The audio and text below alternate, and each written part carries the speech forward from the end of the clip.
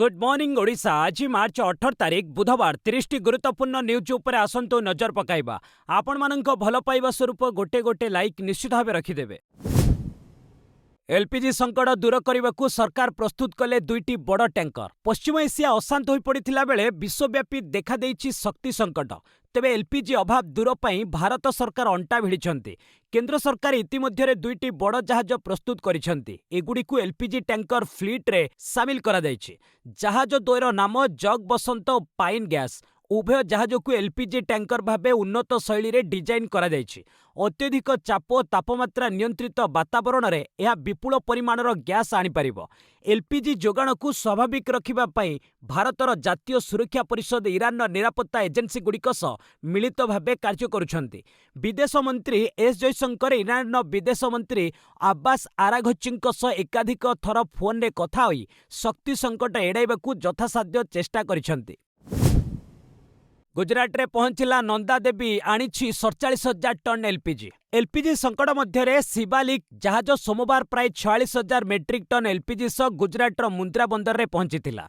मंगलवार आउ एक जहाज नंदा देवी गुजरात बदिनार बंदर रे लागिछि। एई जहाज रे पाखापाखि 47,000 मेट्रिक टन एलपीजी रही। एई जहाजर कैप्टेन जड़े ओडिया और तांकर घर बलांगीर रे।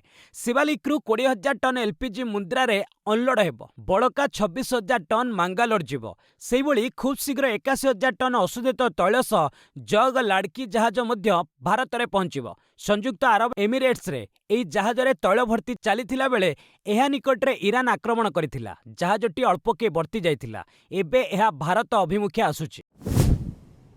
ट्रम्प का हाथ छाड़िला यूरोपीय यूनियन युद्ध को साथ देवनी। मध्यप्राच्य युद्ध रे अमेरिका राष्ट्रपति डोनाल्ड ट्रम्प एबे एका पड़ी जाइछन्ति। केवल इस्राएल छड़ा अन्य कोनोसी देश तांकर साथ देउनांती। एपरिक नाटो सदस्य राष्ट्र माने मध्य सहयोग करबाकू मना करि दैछन्ति। Britain, Germany, Italy, France, Greece और ऑस्ट्रेलिया परे एबे यूरोपीय यूनियन मध्य ट्रम्प का हाथ छाड़िछि। कहिछि युद्ध रे सामिल हेबो नहीं किंबा होर्मुज प्रणाली को कोनोसी जहाज किंबा सैनिक पठाइबो नहीं। ब्रसेल्स ठारे यूरोपीय नेता माने एकाठी होइतिले। आलोचना परे सेमाने स्पष्ट कर दैछन्ति जे उपसागरीय युद्ध अमेरिका, इस्राएल और ईरान मध्य चलिछि। ईरान होर्मुज प्रणाली बंद करबा युद्ध रणनीतिर एक अंश विशेष। तेणु होर्मुज को युद्ध जहाज किंबा सैनिकों को पठाजिबा अर्थ युद्ध रे सामिल हेबा। सेमाने कहिछन्ति जे ट्रम्प को युद्धर उद्देश्य रे कोनोसी स्पष्टता नहीं। इस्राएल बड़ दाबी Iran Basij commander Gholam Reza Soleimani निहत। Iran Islamic revolutionary guard corps Basij unit commander Gholam Reza Soleimani को तेहरान ने एक स्ट्राइक करी हत्या करा जाइछि बोली इस्राएल सेना दाबी करिछि। अन्य पक्षरे इस्राएल प्रतिरक्षा मंत्री इस्राएल कार्ड दाबी करिछन्ति जे ईरान सर्वोच्च जातीय सुरक्षा परिषद सचिव अली लारिजानी मध्य अन्य एक आक्रमण रे निहत होइछन्ति। तेबे ईरान एई दाबीगुड़िक उपरे कोनोसी प्रतिक्रिया देई नाही किंबा एहाकु निश्चित करि नाही। जदि खबर सत्य हुए तेबे फेब्रुआरी 28 रे ईरान पूर्वतन सर्वोच्च नेता आयतुल्ला अली खामेनेईଙ୍କ मृत्यु परे एहा सबुठारु बड़ हत्याकांड हेबो। अमेरिका को ईरान जवाब युद्ध तुम्हें आरंभ करिछ, आमे शेष करिबो। मध्यप्राच्य रे जारी रहितिबा युद्ध को नहीं ईरान अमेरिका को कड़ा चेतावनी दैछि। कहिछि युद्ध केते दिन चलिबो तार परिणति कोन हेबो ताहा अमेरिका नुहे बरं ईरान स्थिर करिबो। अमेरिका राष्ट्रपति डोनाल्ड ट्रम्प युद्धर भविष्यत फलाफल को नहीं बारंबार बयान देउथिबा बेले ईरान एभली चेतावनी सुनाइछि।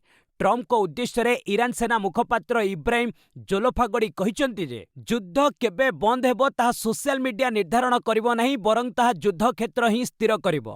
पड़ोसी देशंक उद्देश्य रे से कहिसंति जे आत्मरक्षा स्वरूप एभली करा जाउछि।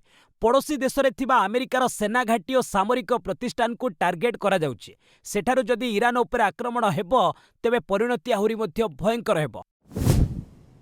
परिवार कोड को यूनिफॉर्म पिंधि न आसंतु विचारपति वकिल कहिले सुप्रीमकोर्ट। फैमिली कोड बा परिवार अदालत गुड़िक पिलामानंक मनरु मनस्तात्विक भय दूर करने अत्यंत जरूरी बोली कहिसंति भारतर प्रधान विचारपति तथा सीजे सूर्यकांत।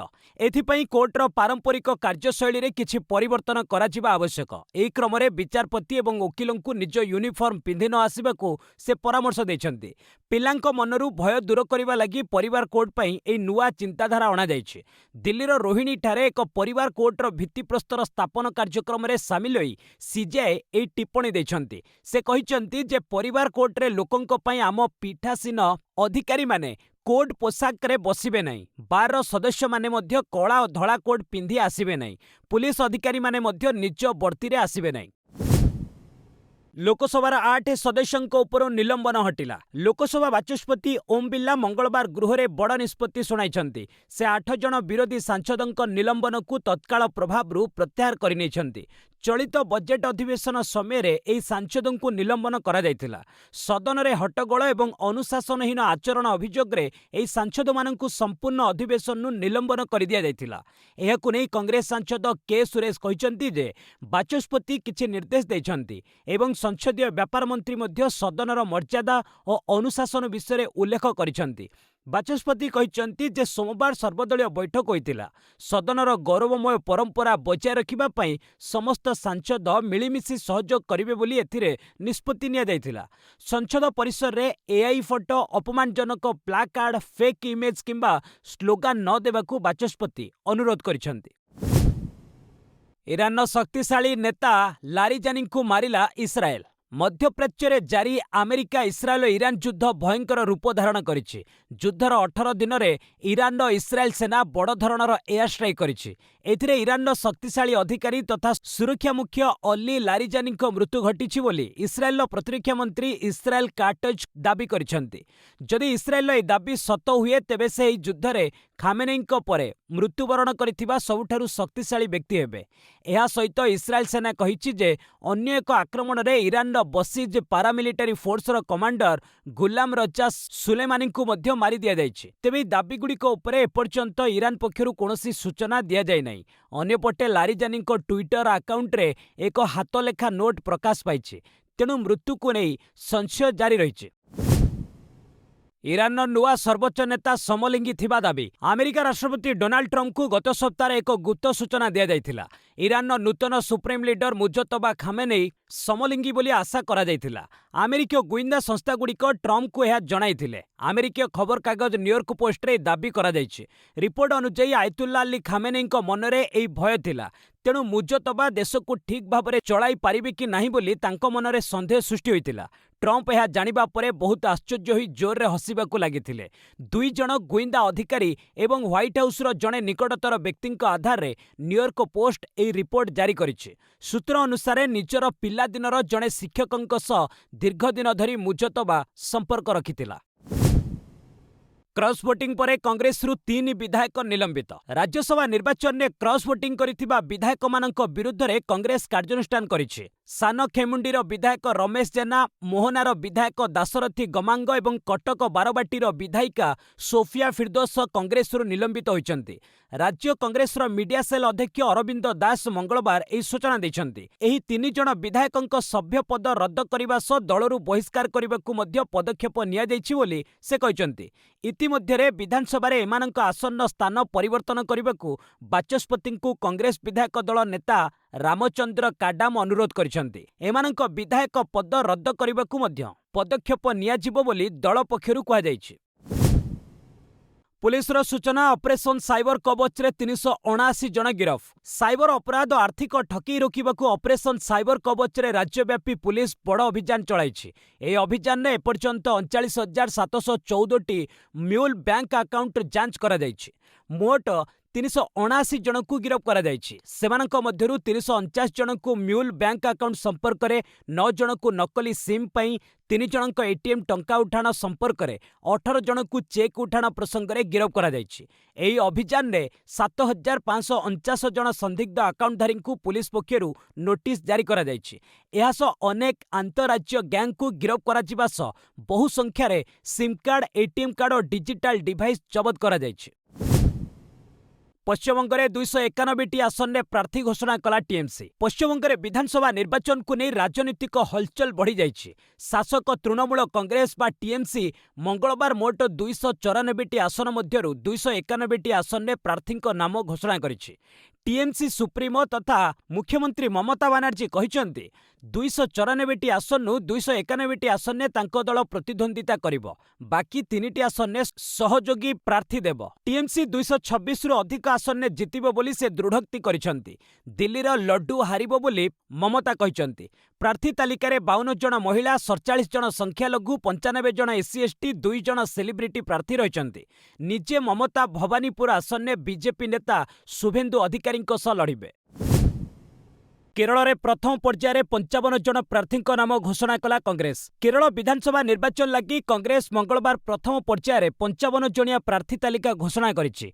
हेवीवेट प्रार्थी मध्य केरल प्रदेश कमिटी मुख्य सन्नी जोसेफ को पेराभूर, रमेश चेन्नीथाला को हरिपाड़, वीडी सतीशन को पाराभूर, के मुरलीधरन को भाटीउरकाभू, अनवर सद्दद को आलुभा, ओमेन चांडी को पुथुपाल्ली, रम्या हरिदास को चिरइंकिझुरु टिकेट मिली। कांग्रेस अध्यक्ष मल्लिकार्जुन खड़गे नेतृत्व में केंद्रीय निर्वाचन कमिटी बैठक में यह नाम संपर्क में निष्पत्ति निया। आसाम निर्वाचन में बीजेपी 89 आसन ने देव प्रार्थी। आसाम विधानसभा निर्वाचन पर एनडीए रे आसन बुझामणा चूड़ांत होईछि। मुख्यमंत्री हिमंत विश्व शर्मा ई सूचना दैछन्ति। से कहिसन्ति आगामी विधानसभा निर्वाचन में बीजेपी 89 आसन ने लढिबो। सहयोगी एजीपी बा आसाम गण परिषद 26 और बीपीएफ बा बोडोलैंड पीपुल्स फ्रंट 11 आसन ने प्रार्थी देव। नुआदिल्ली में अनुष्ठित बीजेपी बैठक पर से यह कहते आज बीजेपी संसदीय बोर्ड बैठक बसी आसन बुझामणा उपरे मोहर लागिबो एवं प्रार्थी चयन उपरे आलोचना कराजिबो। आज राति किंबा गुरुवार सकाळे प्रार्थी तालिका जारी हेबो। 126 आसन विशिष्ट विधानसभा पई आसंता एप्रिल 9 तारिख रे गोटिए पर्यायर भोट ग्रहण कराजिबो। मे 4 रे भोट गणति हेबो। 2021 निर्वाचन ने एनडीए 75 आसन जीतिथिला। महंगा पड़िला गंगा नदी भितरे इफ्तार पार्टी 14 गिरफ। उत्तर प्रदेश वाराणसी रे गंगा नदी भितरे इफ्तार पार्टी करिबा महंगा पड़िछि। चिकेन बिरियानी खाइबा फिंगिबा अभियोग रे 14 जन को गिरफ करा जायछि। वाराणसी रो कोतवाली थाना ए कार्यानुष्ठान ग्रहण करिछि। एने बीजेपी युव मोर्चा कर्मी रजत जयस्वाल अभियोग करथिले। अभियुक्त माने पवित्र गंगा को अपवित्र करिथिबा अभियोग करथिले। एबे पुलिस अभियुक्तंकु जेरा करुछि। मामलार तदंत जारी रहिछि। दोषी साब्यस्त हेले अभियुक्त मानक विरोध रे कठोर कार्यानुष्ठान ग्रहण कराजिबो। गंगारे कुकुड़ा हाड़ फिंगिबाकू हिंदू मानक भावना को आघात देथिले। इफ्तार पार्टी परे अभियुक्त माने घटनार वीडियो रेकर्ड करी सोशल मीडिया रे पोस्ट करथिले। एहा भाइराल हेबा परे बीजेपी नेता पुलिस को खबर देथिले। अफगानिस्तान ने पाकिस्तान एयर स्ट्राइक 400 मृत। पाकिस्तान एवं अफगानिस्तान मध्य उत्तेजना बंद हेबार ना धरुनी। सोमवार विलंबित राति रे अफगानिस्तान ने पाकिस्तान जोरदार आक्रमण करिछि। एथिरे 400 साधारण नागरिकଙ୍କ मृत्यु होईछि। अनेक मध्य आहत होइचंती। एहाकु नै स्थिति आहुरी बिगड़ी जाइछि। जवाबी कार्यानुष्ठान नियाजिबो बोली अफगान कहिछि। एही आक्रमणକୁ नै भारत कड़ा प्रतिक्रिया प्रकाश करिछि। भारतीय वैदेशिक मंत्रणालय विवृत्ति जारी करी एहाकु अमानवीय और निंदनीय कहिबा सह दोषीଙ୍କ विरोधରେ कार्यानुष्ठान ग्रहण କରିବାକୁ अंतर्जातीय समुदाय निकटରେ दाबी करिछि। काबुल स्थित उम्मीद एडिक्शन ट्रीटमेंट हॉस्पिटल उपरे होइतिबा एयर स्ट्राइक को बर्बर कापुरुष एवं अमानवीय आक्रमण थिला बोली कुहा जायछि। एभली परिस्थिति रे अफगान सरकार को भारत समर्थन दैछि। जेडीयू छाड़िबे केसी त्यागी। बिहार मुख्यमंत्री नीतीश कुमार राज्यसभा निर्वाचन में विजयी होइचंती। एबे से बिहार रो मुख्यमंत्री पद छाड़ी राज्यसभा को जीवाकू सजबाज होइचंती। मात्र एही समय तांकू बड़ झटका लागिछि। वरिष्ठ नेता केसी त्यागी जेडीयू छाड़िबाकू निष्पत्ति नेछंती। से मंगलवार ए संपर्क में एक खोला चिठी लिखि सूचना दैछंती। दीर्घ दिन धरी से जेडीयू ठारू दूरे रहितिले। आनुष्ठानिक भावे इस्तफा देई नथिले भी जेडीयू सदस्यता समाप्त होई जाइछि बोली से कहचंती। निजर आगामी रणनीति विषय से एक बड़ घोषणा करिसंती। 22 तारिख रे नुआदिल्ली स्थित माभलकर हॉल ले सम्मान चिंताधारा रखुतिबा लोकंकर एक बैठक अनुष्ठित हेबो। एथिरे देशर वर्तमान राजनीतिक स्थिति उपरे चर्चा कराजिबो। एहा परे आगामी दिग निर्धारण कराजिबो बोली त्यागी सूचना दैछंती। तेल संकट पर श्रीलंकार सप्ताह को अधिक गोटे दिन छुट्टी। मध्यप्राच्य युद्धर बड़ प्रभाव श्रीलंका उपरे पड़िछि। देश में पेट्रोल और डीजेल घोर अभाव परिलक्षित होइछि। एभली स्थितिर मुकाबिला करबाकू सरकार एबे सप्ताह रे आउ गोटे दिन को छुट्टी घोषणा करिसंती। सप्ताह रे एणिकी शनि और रविवार सहित बुधवार मध्य छुट्टी रहिबो। ପୂର୍ବରୁ ଶୁକ୍ରବାର ଛୁଟି ଘୋଷଣା କରିବାକୁ ସରକାର ନିଷ୍ପତ୍ତି ନେଇଥିଲେ, କିନ୍ତୁ ଏକାଦିକ୍ରମେ 3 ଦିନ ଛୁଟି ରହିଲେ ସରକାରୀ କାର୍ଯ୍ୟରେ ବହୁତ ବାଧା ହେବ ବୋଲି ଚିନ୍ତା କରାଯାଇଥିଲା। ତେଣୁ ବୁଧବାରକୁ ଛୁଟି ଘୋଷଣା କରାଯାଇଛି। ସରକାରୀ କାର୍ଯ୍ୟାଳୟ ସହିତ ବିଦ୍ୟାଳୟ ଓ ବିଶ୍ୱବିଦ୍ୟାଳୟଗୁଡ଼ିକରେ ମଧ୍ୟ ସପ୍ତାହକୁ 4 ଦିନିଆ କାମ ନୀତି ଲାଗୁ ହେବ। ଗାଡ଼ି ମାଲିକମାନଙ୍କୁ ଜାତୀୟ ଇନ୍ଧନ ପାସ୍ ପାଇଁ ଆବେଦନ କରିବାକୁ କୁହାଯାଇଛି। ଏହାଦ୍ୱାରା କାର୍ ମାଲିକଙ୍କୁ 15 ଲିଟର ଏବଂ ବାଇକ୍ ପାଇଁ 5 ଲିଟର ତେଲ ଯୋଗାଇ ଦିଆଯିବ। ଆମେରିକା ଆତଙ୍କବାଦ ନିରୋଧ କେନ୍ଦ୍ର ମୁଖ୍ୟଙ୍କ ଇସ୍ତଫା। ଆମେରିକାର ଜାତୀୟ ଆତଙ୍କବାଦ ନିରୋଧ କେନ୍ଦ୍ରର ନିର୍ଦ୍ଦେଶକ ଜୋସେଫ କେଣ୍ଟ ନିଜ ପଦରୁ ଇସ୍ତଫା ଦେଇଛନ୍ତି। ଇରାନ ବିରୋଧରେ ଆମେରିକା ଇସ୍ରାଏଲ ଚଳାଇଥିବା ଯୁଦ୍ଧକୁ ନେଇ ଅସନ୍ତୋଷ ପ୍ରକାଶ କରି ସେ ଏଭଳି ପଦକ୍ଷେପ ଗ୍ରହଣ କରିଛନ୍ତି। ନିଜ ଇସ୍ତଫା ପତ୍ରରେ ସେ ଲେଖିଛନ୍ତି, ଇରାନଠାରୁ ଆମେରିକା ପ୍ରତି ସେଭଳି କୌଣସି ବିପଦ ନଥିଲା, କିନ୍ତୁ ଇସ୍ରାଏଲ ଚାପରେ ଆମେରିକା ଇରାନ ବିରୋଧରେ ଯୁଦ୍ଧକୁ ଓହ୍ଲାଇଛି। ଇରାନ ବିରୋଧରେ ଟ୍ରମ୍ପ ପ୍ରଶାସନର ଏଭଳି ଲଢ଼େଇକୁ ସେ ସମର୍ଥନ କରୁନାହାନ୍ତି। ତେଣୁ ନିଜ ବିବେକକୁ ବାଧିବାରୁ ସେ ଇସ୍ତଫା ଦେଇଛନ୍ତି। ଗତବର୍ଷ ଜୁଲାଇରେ ତାଙ୍କୁ ଏ ନିଯୁକ୍ତି ମିଳିଥିଲା। ଯୁଦ୍ଧକୁ ବିରୋଧ କରି ଇସ୍ତଫା ଦେବାରେ ଟ୍ରମ୍ପ ପ୍ରଶାସନରେ ଜୋସେଫ ହେଉଛନ୍ତି ପ୍ରଥମ ଶୀର୍ଷ ଅଧିକାରୀ। ଟ୍ରମ୍ପ ପ୍ରଶାସନରେ ସାମିଲ ହେବା ପୂର୍ବରୁ ସେ 2 ଥର ୱାଶିଂଟନ ରାଜ୍ୟରୁ କଂଗ୍ରେସକୁ ନିର୍ବାଚିତ ହେବା ଲାଗି ପ୍ରତିଦ୍ୱନ୍ଦ୍ୱିତା କରି ପରାଜିତ ହୋଇଥିଲେ। ସୁପ୍ରିମକୋର୍ଟଙ୍କ ଟିପ୍ପଣୀ ପିତୃତ୍ୱ ଅବକାଶ ପାଇଁ ଆଇନ ଆସୁ। ପିତୃତ୍ୱ ଅବକାଶକୁ ନେଇ ସୁପ୍ରିମକୋର୍ଟ ମଙ୍ଗଳବାର ଗୁରୁତ୍ୱପୂର୍ଣ୍ଣ ଟିପ୍ପଣୀ କରିଛନ୍ତି। କେନ୍ଦ୍ର ସରକାରଙ୍କୁ କୋର୍ଟ କହିଛନ୍ତି, ପିତୃତ୍ୱ ଅବକାଶକୁ ସାମାଜିକ ସୁରକ୍ଷା ଲାଭ ଭାବେ ମାନ୍ୟତା ଦେବା ପାଇଁ ଆଇନ ଆସିବା ଉଚିତ। ପିଲାଙ୍କ ପାଳନ ପୋଷଣ କେବଳ ମାଙ୍କର ଦାୟିତ୍ୱ ନୁହେଁ, ପିତାଙ୍କ ଭୂମିକା ମଧ୍ୟ ଏଥିଲାଗି ମହତ୍ୱପୂର୍ଣ୍ଣ ରହିଥାଏ। ଉଭୟଙ୍କ ଉପସ୍ଥିତି ପିଲାର ବିକାଶ ଲାଗି ଜରୁରୀ। ସୋସିଆଲ ସିକ୍ୟୁରିଟି କୋଡ୍ 2020 ସହ ଜଡ଼ିତ ମାମଲାର ଶୁଣାଣି ସମୟରେ ଜଷ୍ଟିସ ଜେବି ପର୍ତ୍ତିୱାଲା ଏବଂ ଜଷ୍ଟିସ ଆର୍ ମହାଦେବନଙ୍କ ଖଣ୍ଡପୀଠ ଏହି ଟିପ୍ପଣୀ କରିଥିଲେ। ଖଣ୍ଡପୀଠ କହିଥିଲେ, ଯେକୌଣସି ବୟସର ଶିଶୁଙ୍କୁ ପୋଷ୍ୟ କଲେ ମହିଳାଙ୍କୁ 12 ସପ୍ତାହର ମାତୃତ୍ୱ ଅବକାଶ ଛୁଟି ମିଳିବ। କେବଳ 3 ମାସରୁ କମ୍ ବୟସର ଶିଶୁଙ୍କୁ ପୋଷ୍ୟ କଲେ ଛୁଟି ଦେବା ନିୟମ ଠିକ୍ ନୁହେଁ। ହଂସାନନ୍ଦିନୀ ନନ୍ଦୁରୀ ନାମ୍ନୀ ମହିଳା ଏଥିନେଇ ଜନସ୍ୱାର୍ଥ ଆବେଦନ ଦାଖଲ କରିଥିଲେ। ସେଥିରେ ସେ ଦର୍ଶାଇଥିଲେ ଯେ ଶିଶୁଙ୍କ ବୟସ ଆଧାରରେ ମାତୃତ୍ୱ ଅବକାଶ ଦେବା ଭୁଲ। ସେୟାର ବଜାରରେ ଲଗାତାର ଦ୍ୱିତୀୟ ଦିନ ବୃଦ୍ଧି। ଭାରତୀୟ ସେୟାର ବଜାରରେ କ୍ରମାଗତ ଦ୍ୱିତୀୟ ଦିନ ପାଇଁ ଊର୍ଦ୍ଧ୍ୱମୁଖୀ ଧାରା ଦେଖିବାକୁ ମିଳିଛି।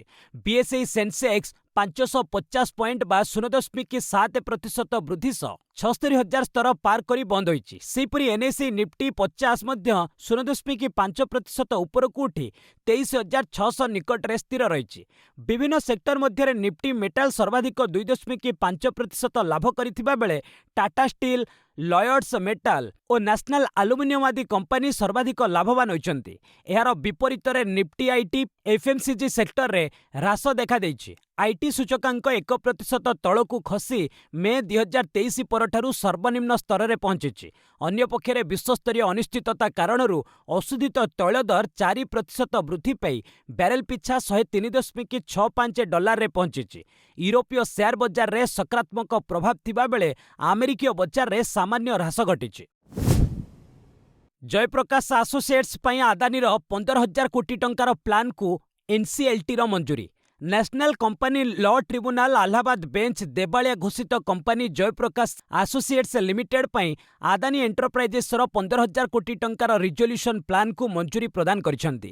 ଏଥିସହ ପ୍ରତିଦ୍ୱନ୍ଦ୍ୱୀ ବେଦାନ୍ତ ଲିମିଟେଡ୍ର ଚ୍ୟାଲେଞ୍ଜକୁ କୋର୍ଟ ଖାରଜ କରିଦେଇଛନ୍ତି। ଏହି ମଞ୍ଜୁରୀ ପରେ ଜୟପ୍ରକାଶ ଆସୋସିଏଟ୍ସ ଲିମିଟେଡ୍ର ସମ୍ପୂର୍ଣ୍ଣ ନିୟନ୍ତ୍ରଣ ଆଦାନୀ ଗ୍ରୁପ ହାତକୁ ଆସିବ। ଫଳରେ ନୋଏଡା ଓ ଗ୍ରେଟର ନୋଏଡାରେ ଥିବା ପ୍ରାୟ 3,985 ଏକର ବୃହତ ରିଅଲ ଇଷ୍ଟେଟ୍ ସମ୍ପତ୍ତି, 6.5 ନିୟୁତ ଟନ୍ କ୍ଷମତା ବିଶିଷ୍ଟ ସିମେଣ୍ଟ ପ୍ଲାଣ୍ଟ ଏବଂ ଜୟପ୍ରକାଶ ପାୱାର ଭେଞ୍ଚର୍ସରେ 24% ଅଂଶଧନ ଆଦାନୀକୁ ମିଳିବ। ଆଦାନୀର ଏହି ପ୍ଲାନ୍କୁ ସର୍ବବୃହତ ଋଣଦାତା ଏନ୍ଏଆର୍ସିଏଲ୍ ସମେତ 93% ଆର୍ଥିକ ଋଣଦାତାଙ୍କ ସମର୍ଥନ ମିଳିଥିଲା। ଏହି ଅଧିଗ୍ରହଣ ଦ୍ୱାରା ଆଦାନୀ ଗ୍ରୁପର ସିମେଣ୍ଟ କ୍ଷମତା ଆହୁରି ସୁଦୃଢ଼ ହେବ। ଅନ୍ୟପଟେ ନିରାଶ ହୋଇଥିବା ବେଦାନ୍ତ ଗ୍ରୁପ ଏହି ନିଷ୍ପତ୍ତି ବିରୋଧରେ ଆଗାମୀ ଦିନରେ ଏନ୍ସିଏଲ୍ଟି ଆପିଲେଟ୍ ଟ୍ରିବ୍ୟୁନାଲରେ ଆବେଦନ କରିପାରେ ବୋଲି ସୂଚନା ରହିଛି। डाक विभाग नुआ पदक्षेप दिने किंबा 2 दिनरे पहुंचब स्पीड पोस्ट। भारतीय डाक विभाग एक निश्चित डेलीवरी सेवा आरंभ करिछि। जनसाधारण को त्वरित सेवा जोगाई देबाकू विभाग एपरि योजना करिछि। आरंभ होइतिबा नूतन सेवा मध्यरे 24 स्पीड पोस्ट, 48 स्पीड पोस्ट एवं 24 स्पीड पोस्ट पार्सल रही। 24 स्पीड पोस्ट 48 स्पीड पोस्ट अधीन रे पार्सल एबे दिने किंबा 2 दिन रे निश्चित भावे गंतव्य स्थान रे पहुंचब। प्रारंभिक पर्यायर एही सेवा देशर 6टी मेट्रो बेंगालुरु, चेन्नई, दिल्ली, हैदराबाद, कोलकाता और मुंबई रे उपलब्ध हेब। एथिरे एसएमएस अलर्ट सुविधा रहिबो। ଅଧିକ ସାମଗ୍ରୀ ପଠାଉଥିବା ଲୋକଙ୍କ ପାଇଁ ଘରୁ ସାମଗ୍ରୀ ପିକଅପ୍ ବ୍ୟବସ୍ଥା ମଧ୍ୟ ରହିବ ବୋଲି ଡାକ ବିଭାଗ ପକ୍ଷରୁ କୁହାଯାଇଛି। $100 ଡେଇଁଲା ଅଶୋଧିତ ତୈଳ ଦର, ମନ୍ଥର ହେବ ଅଭିବୃଦ୍ଧି। ମଧ୍ୟପ୍ରାଚ୍ୟରେ ଯୁଦ୍ଧ ଯୋଗୁଁ ଅଶୋଧିତ ତୈଳ ଦର $100 ଡେଇଁଗଲାଣି। ଗ୍ୟାସ୍ ସଙ୍କଟ ଯୋଗୁଁ ରନ୍ଧାଶାଳଠାରୁ ଆରମ୍ଭ କରି କଳକାରଖାନା ସବୁକିଛି ପ୍ରଭାବିତ। ଏଥିମଧ୍ୟରେ ଅଭିବୃଦ୍ଧି ପ୍ରଭାବିତ ହେବା ଆଶଙ୍କା ରହିଛି। ଭାରତ ସବୁଠାରୁ ଅଧିକ ପ୍ରଭାବିତ ହେଉଥିବା ରାଷ୍ଟ୍ରଗୁଡ଼ିକ ମଧ୍ୟରୁ ଅନ୍ୟତମ ରହିଛି। ଭାରତ ଏହାର ଆବଶ୍ୟକତାର ପାଖାପାଖି 90% ଅଶୋଧିତ ତୈଳ ଏବଂ ଅଧା ଏଲ୍‌ପିଜି ଆମଦାନୀ କରିଥାଏ। ଆମଦାନୀ ଶକ୍ତି ଉପରେ ଭାରତର ଅଧିକ ନିର୍ଭରତା ଦେଶର ଅଭିବୃଦ୍ଧିକୁ ପ୍ରଭାବିତ କରିବ। ଗୋଲ୍ଡମ୍ୟାନ୍ 2026 ପାଇଁ ଭାରତର ଅଭିବୃଦ୍ଧିକୁ 0.5% କମାଇ 6.5% କରିଛି। Australia and New Zealand banking group ମଧ୍ୟ ଏହାର ଅନୁମାନକୁ ହ୍ରାସ କରିଛି। ଆଲୋଚ୍ୟ ବର୍ଷରେ ଭାରତର ଅଭିବୃଦ୍ଧି 6.5%ରୁ 6.8% ରହିବ ବୋଲି ଏହା ଅନୁମାନ କରିଛି। ସମଗ୍ର ଦେଶରେ ଅଛନ୍ତି 25,605 ଏଲ୍‌ପିଜି ବିତରକ। ଚଳିତ ବର୍ଷ ମାର୍ଚ୍ଚ ସୁଦ୍ଧା ଦେଶ ମଧ୍ୟରେ 25,605 ଜଣ ଏଲ୍‌ପିଜି ବିତରକ ରହିଛନ୍ତି। ଏଥିରୁ ଗ୍ରାମାଞ୍ଚଳରେ ରହିଛନ୍ତି 17,677 ବିତରକ। ତୈଳ ବିପଣନ କମ୍ପାନୀଗୁଡ଼ିକ ଦ୍ୱାରା ସ୍ଥାପିତ 214 ଏଲ୍‌ପିଜି ବଟଲିଂ ପ୍ଲାଣ୍ଟ ଜରିଆରେ ଏହି ବିତରଣ କେନ୍ଦ୍ରଗୁଡ଼ିକୁ ଏଲ୍‌ପିଜି ଯୋଗାଣ କରାଯାଉଥିବା ପେଟ୍ରୋଲିୟମ ରାଷ୍ଟ୍ରମନ୍ତ୍ରୀ ସୁରେଶ ଗୋପୀ ରାଜ୍ୟସଭାରେ କହିଛନ୍ତି। ଗ୍ରାମାଞ୍ଚଳରେ ଏଲ୍‌ପିଜି ଯୋଗାଣକୁ ଉନ୍ନତ କରିବା ଲାଗି 2016 ଏପ୍ରିଲ ପରଠୁ 2025 ଫେବୃଆରୀ ମଧ୍ୟରେ 8,037 ବିତରକଙ୍କୁ ନିଯୁକ୍ତ କରାଯାଇଛି। ଏଲ୍‌ପିଜି ସୁଲଭତା ଲାଗି କେନ୍ଦ୍ର ସରକାର 2022-23ରେ ତୈଳ ବିପଣନ କମ୍ପାନୀଗୁଡ଼ିକୁ 22,000 କୋଟିର କ୍ଷତିପୂରଣ ପ୍ରଦାନ କରିଥିଲେ। 2025-26 ଲାଗି 30,000 କୋଟିର କ୍ଷତିପୂରଣ ଲାଗି ମଞ୍ଜୁରୀ ପ୍ରଦାନ କରାଯାଇଛି। ଉଜ୍ଜ୍ୱଳା ଯୋଜନାରେ ଚଳିତ ବର୍ଷ ଜାନୁଆରୀ ସୁଦ୍ଧା 10.56 କୋଟି ସଂଯୋଗ ପ୍ରଦାନ କରାଯାଇଛି। ନାସାର ପାର୍କର ସୋଲାର ପ୍ରୋବ୍ ସୂର୍ଯ୍ୟର ଅତି ନିକଟରେ ପହଞ୍ଚି ରଚିଲା ଇତିହାସ। ମାର୍ଚ୍ଚ 11 ତାରିଖରେ ନାସାର ପାର୍କର ସୋଲାର ପ୍ରୋବ୍ ସୂର୍ଯ୍ୟର ସବୁଠାରୁ ନିକଟବର୍ତ୍ତୀ ହୋଇ ଏକ ନୂଆ ଇତିହାସ ରଚିଛି। ଏହା ସୂର୍ଯ୍ୟ ପୃଷ୍ଠରୁ ମାତ୍ର 3.8 ନିୟୁତ ମାଇଲ ଉପରେ ଘଣ୍ଟା ପ୍ରତି 4,30,000 ମାଇଲ ବେଗରେ ଗତି କରି ନିଜର ପୂର୍ବ ରେକର୍ଡ ସହ ସମକକ୍ଷ ହୋଇଛି। ନିଜର 27ତମ ଉଡ଼ାଣରେ ଏହି ମହାକାଶଯାନ ସୂର୍ଯ୍ୟର ବାହ୍ୟ ବାୟୁମଣ୍ଡଳ ବା କରୋନା ଭିତରେ ପ୍ରବେଶ କରି ଗୁରୁତ୍ୱପୂର୍ଣ୍ଣ ତଥ୍ୟ ସଂଗ୍ରହ କରିଛି। ବର୍ତ୍ତମାନ ସୂର୍ଯ୍ୟ ତାର ସର୍ବାଧିକ ସକ୍ରିୟ ସ୍ଥିତିରେ ଥିବାରୁ ଏହି ତଥ୍ୟ ସୌର ପବନ ଏବଂ ସୌରଝଡ଼ ଅଧ୍ୟୟନ କରିବାରେ ବୈଜ୍ଞାନିକମାନଙ୍କ ପାଇଁ ଅତ୍ୟନ୍ତ ଉପଯୋଗୀ ହେବ। 2018 ଅଗଷ୍ଟରେ ଉତ୍କ୍ଷେପଣ ହୋଇଥିବା ଏହି ମିଶନର ମୂଳ ଲକ୍ଷ୍ୟ ହେଉଛି ସ୍ପେସ୍ ପାଣିପାଗର ପୂର୍ବାନୁମାନ କରିବା ଏବଂ ପୃଥିବୀର ସାଟେଲାଇଟ୍ ଯୋଗାଯୋଗ ବ୍ୟବସ୍ଥା, ବିମାନ ଚଳାଚଳ ଏବଂ ପାୱାର ଗ୍ରିଡ୍‌କୁ ସମ୍ଭାବ୍ୟ କ୍ଷତିରୁ ସୁରକ୍ଷା ଦେବା। ଦ୍ୱିତୀୟ ଟି-20ରେ ସିରିଜ୍ ବରାବର କଲା ନ୍ୟୁଜିଲାଣ୍ଡ। ଓପନର ଡେଭନ୍ କନୱେ ଅର୍ଦ୍ଧଶତକ ସାଙ୍ଗକୁ ଶୃଙ୍ଖଳିତ ବୋଲିଂ ବଳରେ ଘରୋଇ ନ୍ୟୁଜିଲାଣ୍ଡ ଦ୍ୱିତୀୟ ଟି-20ରେ ଦକ୍ଷିଣ ଆଫ୍ରିକାକୁ 68 ରନ୍‌ରେ ହରାଇ ସିରିଜ୍ ବରାବର କରିଛି। ମ୍ୟାଚ୍‌ରେ ନ୍ୟୁଜିଲାଣ୍ଡ ପ୍ରଥମେ ବ୍ୟାଟିଂ କରି 6 ୱିକେଟ୍‌ରେ 175 ରନ୍ ସଂଗ୍ରହ କରିଥିଲା। ଜବାବରେ ଦକ୍ଷିଣ ଆଫ୍ରିକା 15.3 ଓଭରରେ 107 ରନ୍ କରି ଅଲ୍ଆଉଟ୍ ହୋଇଯାଇଥିଲା। ନ୍ୟୁଜିଲାଣ୍ଡର ଓପନିଂ ଯୋଡ଼ି କନୱେ ଓ ଟମ୍ ଲାଥମ୍ 48 ରନ୍ ସଂଗ୍ରହ କରିଥିଲେ। କନୱେ ଦର୍ଶନୀୟ ସଟ୍ ଖେଳିବା ସହ 39 ବଲ୍‌ରେ ଅର୍ଦ୍ଧଶତକ ପୂରଣ କରିଥିଲେ। ସେ 49 ବଲ୍‌ରେ 60 ରନ୍ କରିଥିଲେ। ନିମ୍ନ କ୍ରମରେ ମ୍ୟାକୁଞ୍ଚି ଅପରାଜିତ 18 ଓ ଜୋସ୍ କ୍ଲାର୍କସନ୍ 9 ବଲ୍‌ରେ ଅପରାଜିତ 26 ରନ୍ କରିଥିଲେ। 176 ରନ୍ ବିଜୟ ଲକ୍ଷ୍ୟର ପିଛା କରି ଦକ୍ଷିଣ ଆଫ୍ରିକା ବ୍ୟାଟିଂ ବିପର୍ଯ୍ୟୟରେ ସମ୍ମୁଖୀନ ହେବା ସହ 107 ରନ୍‌ରେ ଅଟକି ଯାଇଥିଲା। ଜର୍ଜ ଲିଣ୍ଡ ସର୍ବାଧିକ 33 ରନ୍ କରିଥିଲେ। ନ୍ୟୁଜିଲାଣ୍ଡ ପକ୍ଷରୁ ବେନ୍ ସିୟର୍ସ ଓ ଲୋକି ଫର୍ଗୁସନ୍ ପ୍ରତ୍ୟେକ 3ଟି ଲେଖାଏଁ ୱିକେଟ୍ ନେଇଥିଲେ। ଆଜିଠୁ ଆରମ୍ଭ ହେବ ଜାତୀୟ ପାରା ଆଥଲେଟିକ୍ସ ଚାମ୍ପିୟନସିପ୍। 24ତମ ଜାତୀୟ ପାରା ଆଥଲେଟିକ୍ସ ଚାମ୍ପିୟନସିପ୍ ଆଜିଠୁ କଳିଙ୍ଗ ଷ୍ଟାଡିୟମରେ ଆରମ୍ଭ ହେବାକୁ ଯାଉଛି। କ୍ରୀଡ଼ା ଓ ଯୁବ ସେବା ମନ୍ତ୍ରୀ ସୂର୍ଯ୍ୟବଂଶୀ ସୁରଜ ପ୍ରତିଯୋଗିତାକୁ ଉଦ୍ଘାଟନ କରିବେ। ଓଡ଼ିଶାରୁ 40 ଜଣିଆ ଦଳ ଏଥିରେ ଭାଗ ନେବ। Para Olympic committee of India ଆନୁକୂଲ୍ୟରେ ଏବଂ ରାଜ୍ୟ କ୍ରୀଡ଼ା ବିଭାଗର ସହଯୋଗରେ ଚାମ୍ପିୟନସିପ୍ ଆୟୋଜିତ ହେଉଛି। ଆସନ୍ତାକାଲିଠାରୁ ବିଭିନ୍ନ ଇଭେଣ୍ଟ ଆରମ୍ଭ ହେବ। 28ଟି ରାଜ୍ୟ ଦଳ ସହ ବିଏସ୍ଏଫ୍ ଓ ଏସ୍ଏସ୍ସିବିରୁ ମୋଟ 1460 ଜଣ ପାରା ଆଥଲେଟ୍ 24ତମ ସଂସ୍କରଣରେ ଭାଗ ନେବାର କାର୍ଯ୍ୟକ୍ରମ ରହିଛି। ମୋଟ 145ଟି ପଦକ ଇଭେଣ୍ଟ ଆୟୋଜିତ ହେବ। ଓଡ଼ିଶା ଦଳ ପୂର୍ବାପେକ୍ଷା ଭଲ ପ୍ରଦର୍ଶନ କରିବ ବୋଲି ଆଶା ରହିଛି। ମହିଳା ଜାଭେଲିନ୍ ଥ୍ରୋରେ ସୁଚିତ୍ରା ପରିଡ଼ାଙ୍କ ନାମରେ ଜାତୀୟ ରେକର୍ଡ ରହିଛି। ଚାମ୍ପିୟନସିପ୍ 21 ତାରିଖରେ ଉଦ୍‌ଯାପିତ ହେବ। ଯୁଦ୍ଧ ପ୍ରଭାବିତ ଦୁବାଇରୁ ପୁଅ ସହ ହାଇଦ୍ରାବାଦ ଫେରିଲେ ସାନିଆ ମିର୍ଜା। ଦୁବାଇକୁ ଭାରତୀୟ ଟେନିସ୍ ତାରକା ସୋନିଆ ମିର୍ଜା ତାଙ୍କର ଦ୍ୱିତୀୟ ଘର ବୋଲି ସର୍ବଦା କହିଥାନ୍ତି। ଏବେ କିନ୍ତୁ ଆମେରିକା, ଇସ୍ରାଏଲ ଓ ଇରାନ ମଧ୍ୟରେ ଘମାଘୋଟ ଯୁଦ୍ଧ ମଧ୍ୟରେ ଦୁବାଇ ଅସୁରକ୍ଷିତ ହୋଇପଡ଼ିଛି। ଏଭଳି ସ୍ଥିତିରେ ସୋନିଆ ତାଙ୍କ ପୁତ୍ର ଇଜାନ୍ ସହ ହାଇଦ୍ରାବାଦ ଫେରି ଆସିଛନ୍ତି। ବର୍ଷର ଅଧିକାଂଶ ସମୟ ସାନିଆ ଦୁବାଇରେ ରହିଥାନ୍ତି। ତାଙ୍କ ପୁଅ ସେଠାରେ ମଧ୍ୟ ପାଠ ପଢୁଛି। ସେ କହିଛନ୍ତି, ଯୁଦ୍ଧ ସମୟରେ ଅଲ୍ ବର୍ଷା ସ୍ଥିତ ତାଙ୍କ ବାସଭବନ ଉପରେ ନିୟମିତ ଯୁଦ୍ଧ ବିମାନ ଉଡୁଥିବା ଦେଖିବାକୁ ପାଇଥିଲେ। ଏପରିକି ତାଙ୍କ ଘରଠାରୁ ପ୍ରାୟ 400 ମିଟର ଦୂରରେ ଏକ କ୍ଷେପଣାସ୍ତ୍ରର କିଛି ଅଂଶ ମଧ୍ୟ ଖସି ପଡ଼ିଥିଲା। ଏହା ଦେଖିବା ପରେ ତାଙ୍କ ପୁଅ ଅତ୍ୟନ୍ତ ଭୟଭୀତ ହୋଇପଡ଼ିଥିଲା। ଏମିତିକି ଆଗକୁ ଇଦ୍ ଥିବାରୁ ସେ ପୁଅ ସହ କିଛି ଦିନ ହାଇଦ୍ରାବାଦ ପଳାଇ ଆସିବାକୁ ନିଷ୍ପତ୍ତି ନେଇଥିବା ସେ କହିଛନ୍ତି। ମେକ୍ସିକୋରେ ଫିଫା ବିଶ୍ୱକପ୍ର ସମସ୍ତ ମ୍ୟାଚ୍ ଖେଳିପାରେ ଇରାନ। ଆମେରିକା ଓ ଇସ୍ରାଏଲ ମିଳିତ ଭାବେ ଗତ କିଛି ସପ୍ତାହ ଧରି ଇରାନ ଉପରେ ଭୟଙ୍କର ଆକ୍ରମଣ ଜାରି ରଖିଛନ୍ତି, ଯେଉଁଥିପାଇଁ ଆମେରିକା, ମେକ୍ସିକୋ ଓ କାନାଡାରେ ମିଳିତ ଭାବେ ଆୟୋଜିତ ହେବାକୁ ଥିବା ଆଗାମୀ ଫିଫା ବିଶ୍ୱକପ୍ରୁ ଇରାନ ଓହରି ଯିବାକୁ ନିଷ୍ପତ୍ତି ନେଇଥିଲା। ତେବେ ଖେଳାଳିଙ୍କ ସୁରକ୍ଷାକୁ ଦୃଷ୍ଟିରେ ରଖି ଇରାନର ସମସ୍ତ ମ୍ୟାଚ୍ ମେକ୍ସିକୋରେ ଆୟୋଜନ କରିବା ନେଇ ବିଶ୍ୱ ଫୁଟବଲର ସର୍ବୋଚ୍ଚ ସଂସ୍ଥା ଫିଫା ପକ୍ଷରୁ ଇରାନକୁ ପ୍ରତିଶ୍ରୁତି ଦିଆଯାଇଛି। ଏଥିଲାଗି ଫିଫା ଓ ଇରାନ ସରକାର ଓ ଫୁଟବଲ ସଂଘ ମଧ୍ୟରେ ଆଲୋଚନା ଚାଲିଛି। ଜୁନ୍ 11ରୁ ଫୁଟବଲ ବିଶ୍ୱକପ୍ ଆରମ୍ଭ ହେବ। ବେଲଜିୟମ, ନ୍ୟୁଜିଲାଣ୍ଡ ଓ ଇଜିପ୍ଟ ସହ ଇରାନ ଗ୍ରୁପ୍ ଜିରେ ସ୍ଥାନ ପାଇଛି। ଇରାନ ଏହାର 3ଟି ଯାକ ଗ୍ରୁପ୍ ପର୍ଯ୍ୟାୟ ମ୍ୟାଚ୍ ଆମେରିକାରେ ଖେଳିବାର କାର୍ଯ୍ୟସୂଚୀ ରହିଛି। ବସ୍ ଆଜି ପାଇଁ ଏଇଠି ରଖିବା। ପୁଣି ନେଇ ଆସିବି ଲେଟେଷ୍ଟ ଅପଡେଟ୍। ସେ ପର୍ଯ୍ୟନ୍ତ ବିଦାୟ ନେଉଛି। ଜୟ ହିନ୍ଦ, ଜୟ ଭାରତ।